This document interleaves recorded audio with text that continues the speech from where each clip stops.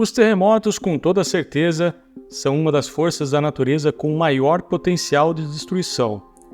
Mas imagine você conviver com o medo constante de vivenciar a terrível experiência de estar no epicentro de um dos terremotos mais fortes de toda a história humana.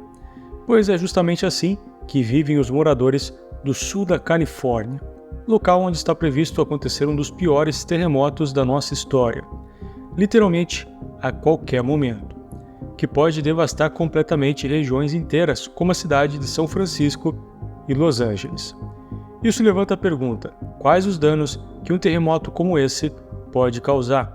Eles estão preparados para algo nessa magnitude? Pois é justamente isso que vamos ver no vídeo de hoje.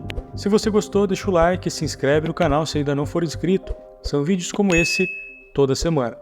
Eu sou o engenheiro Felipe Rodrigues e você está no canal da Engenharia.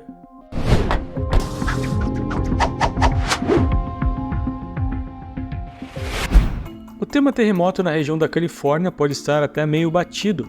Nas últimas décadas, dezenas de filmes de Hollywood exploraram por diversas vezes esse assunto, mostrando o potencial desastroso que existe nessa região. Mas afinal, por que a Califórnia é acometida constantemente por tremores? O estado americano da Califórnia está localizado sobre a falha geológica conhecida como Falha de San Andreas, causada pelos movimentos naturais entre as placas do Pacífico e a placa da América do Norte, duas das maiores placas tectônicas que compõem a crosta terrestre. O potencial destrutivo de um terremoto é tão grande, pois diferentemente dos furacões, que podem ser previstos com dias ou até semanas de antecedência, os terremotos só podem ser previstos poucos segundos antes de ocorrer, tornando a reação e preparação para esse evento praticamente nula. Mas se só podem ser previstos com poucos segundos de antecedência, como um dos maiores terremotos da história está previsto para acontecer nos próximos anos. Diversos estudos apontam que um terremoto de até 8 pontos na escala Richter pode acontecer até 2030. Essa previsão leva vários fatores em consideração.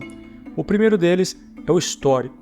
Diversos tremores ocorrem anualmente na Califórnia, a maioria deles tremores de baixa intensidade, menos do que 5 pontos na escala Richter. De tempos em tempos ocorrem tremores muito intensos. O primeiro e maior já registrado foi o tremor de Fort Tejon, de 1857, com magnitude 7.9.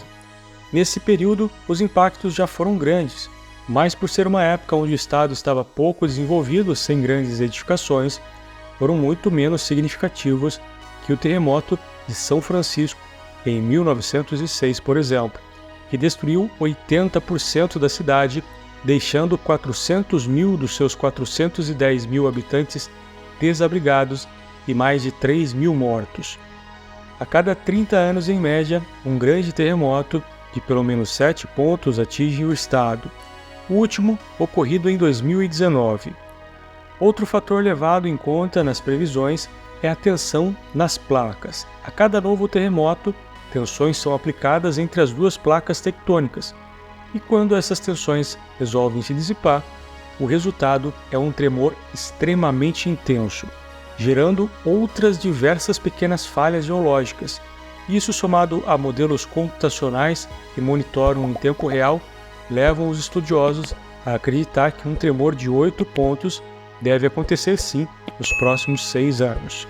Mas se nos últimos anos ocorreram tantos terremotos de 7 pontos sem grandes prejuízos, como um terremoto de apenas 1 ponto a mais seria tão danoso assim?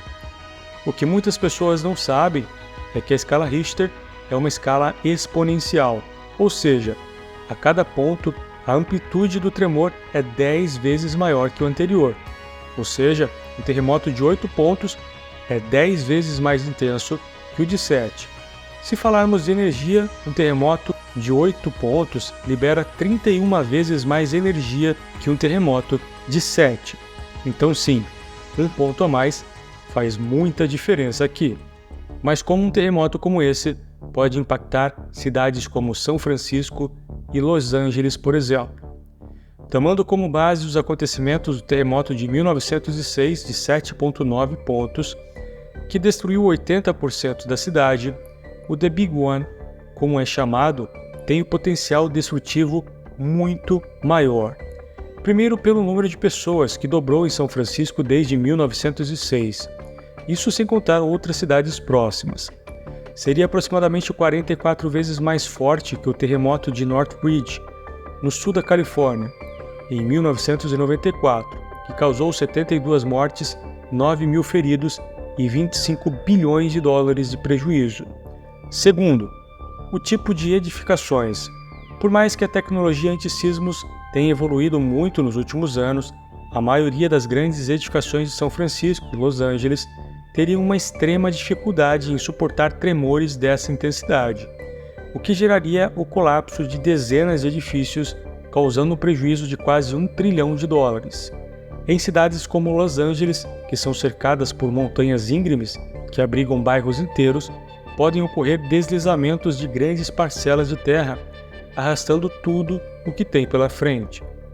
Toda a infraestrutura pode ser afetada, como o deslocamento de estradas, abastecimento de água e energia, incêndios causados por rompimentos de tubulações de gás, entre outros efeitos desastrosos.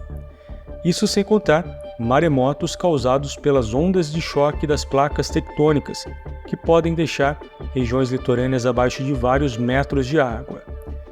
Apesar da engenharia nas edificações ajudarem muito em diversos aspectos quando o assunto é terremoto, a verdade é que a Califórnia não está totalmente preparada para um evento dessa magnitude.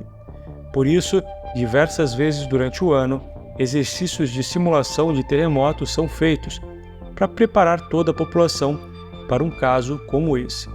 Existem também ferramentas como o MyShake, que é um aplicativo que fornece alertas de terremotos. Além disso, os californianos que já estão ligeiramente acostumados com tremores acontecendo, onde na maioria das casas e edifícios os móveis são fixados nas paredes e no chão, para minimizar os estragos nessas situações. Mas a verdade é que viver na iminência de um terremoto acontecer a qualquer momento, colocando a sua vida e a vida das pessoas que você ama em risco, faz parte sim do cotidiano de quem mora nessa região.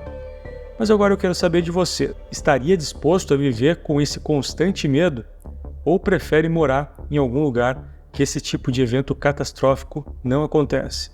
Deixa a sua opinião aí embaixo nos comentários. O vídeo de hoje é isso. Se você gostou, deixa o like e se inscreve no canal se ainda não for inscrito. São vídeos como esse toda semana. Agradeço a sua audiência até aqui, valeu e até o próximo vídeo.